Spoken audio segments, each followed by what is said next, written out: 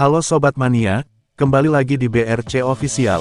Ada kabar menarik nih mengenai PSM Makassar, menang dramatis 3-2 atas Malut United, pada laga lanjutan Liga 1, 2024/2025, Sabtu tanggal 10 Mei tahun 2025. Partai PSM Makassar versus Malut United, bergulir di Stadion Gelora B.J. Habibie, Parepare, yang menjadi markas tim asuhan Bernardo Tavares.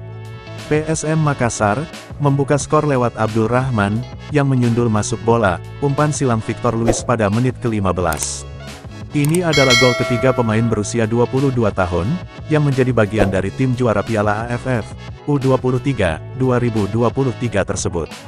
Malut United mencetak gol balasan, lewat kaki kiri Ahmad Wadil, pada menit ke-33. Namun, PSM Makassar mencetak gol kedua, hanya beberapa menit sebelum tengah babak.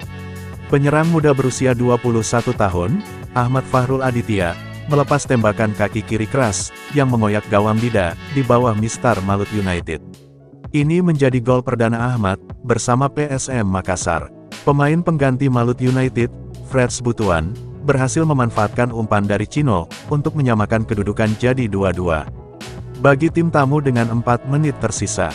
Akan tetapi, PSM Makassar kembali unggul secara dramatis, lewat gol Balotelli, pada menit ke-5 injury time. Sang penyerang bernama lengkap Albertin Joao Pereira tersebut, menghujamkan tembakan keras kaki kanan, ke puncak gawang Dida, dari sisi kanan penyerangan.